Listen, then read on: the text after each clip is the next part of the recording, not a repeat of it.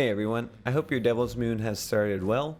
There is a lot of information to take in with this event, so I wanted to gather a few tips to help your progression go smoother and make you a bit better equipped for combat with these new traits. I put the trait specific tips at the end of the video, so if a tip helped you out, share it with a friend. Be sure to subscribe for future helpful videos, and let's get to it. So, to start, the challenge system is an essential aspect of event progress. I've seen a few people really struggling with the grind of the event, but some did not realize the challenges were designed to be a key facet of progression. If you go to the Progress tab and then Challenges, you can see there are 6,400 event points just sitting on the table, or 5,500 without the Battle Pass. Track the challenges you can manage, reshuffle the ones you don't want to do, and you will progress through the event much faster. If you forget which challenges you are tracking, you can see them in game when you open the map. The next tip, learn which legendaries are pledged to which pact. 20 hunters are pre-pledged to certain pacts, which means you can tell just by looking at them which traits they might have. I'll show you a visual guide that you can screenshot, and I'll post the image in my Discord. But for example, if you see a solo archaeologist running around, you know she is part of the Grounded Pact, and she might be able to res herself with Necro, so you should watch her body, which sounded better in my head.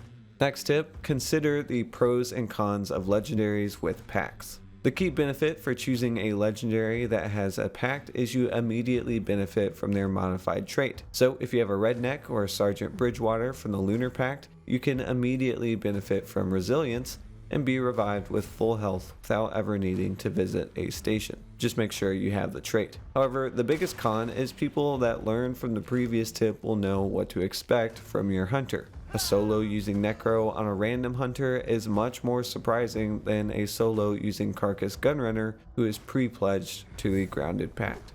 Next one, avoid large health bars up front, at least for a while.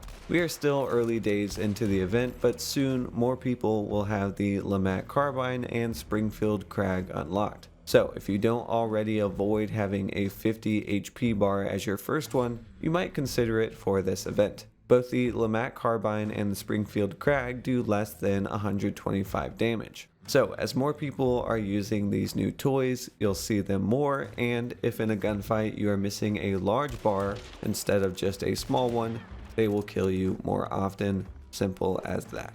Use Vulture, Serpent, and Conduit to quickly gain pledge marks. There is a lot of hype for the new traits, but don't skip on the old reliable event traits too. If you want to quickly gain 35 event points for a pledge mark or loot some bodies, I highly recommend Vulture, Serpent, and Conduit. Vulture will allow you to loot hunters even after they have been looted. That's a free pledge mark if you show up late to a fight. Serpent and Conduit are a dynamic duo. Serpent will tell you if a hard to reach clue is an event clue, which will net you 10 event points, and Conduit will give you a 5-minute stamina boost to find your next one. These three traits can really be the backbone of event farming and quickly get you to 2 pledge marks early in a match.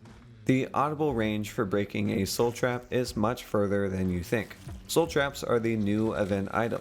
You can collect one for 6 points, but you risk the 100 damage detonation, or you can shoot them from a distance for 3 points. However, the audible range for breaking one is much further than just walking up and collecting it. So by breaking one, you may be alerting enemies a whole compound over that you are nearby or in a particular direction. You can also use this as a diversion, but that's up to you. These next 4 tips are about the pack specifically. Use Resilience and Bloodless when using the Grounded Pact solo. You already know that using Necro with the Grounded Pact means that you can revive yourself. However, I recommend you add Resilience and Bloodless to your hunter. Resilience is the modified trait for the Lunar Pact, but even in the Grounded Pact, reviving with 100 health means you have more options, and you can survive a Concertina trap, especially with Bloodless. Some hunters might get wise that you are a solo player and use Concertina on you. This gives you a fighting chance.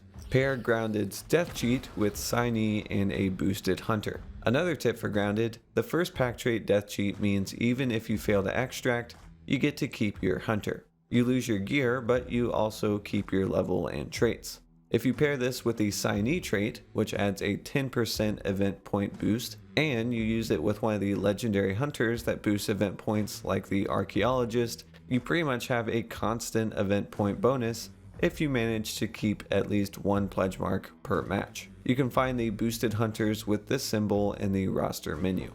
Use the Fire Eater trait to heal yourself. This was teased a bit in the dev stream, but some people might have missed it. In the Infernal Pact, the Fire Eater trait allows you to spend one pledge mark to restore a burned off health bar. However, in truly desperate situations, it can also be used to heal yourself. Are you out of medkit charges? Do you have a pledge mark or two? Hop into your nearest Inferno and get that health back. In the Lunar Pact, consider removing Relentless once you have Indomitable. The Lunar Pact has two traits, Relentless and Indomitable. With Relentless, when you get downed, you give up all your pledge marks, but you don't lose a bar when you get revived. That sounds really handy, but with Indomitable, as long as you have 4 pledge marks, you have constant full speed health regeneration. So the thesis, for some players it might make sense to remove Relentless, which costs 25 blood bonds to do, but if you go down, you won't be reset on pledge marks. Obviously, you don't want to do this too frequently because that would get costly, but it does open the door for some new strategies and opportunities. Alright, that is 10 Devil's Moon tips. I hope they helped you out. Let me know your tips and questions in the comments. I like seeing everyone's ideas. And until the next video, goodbye.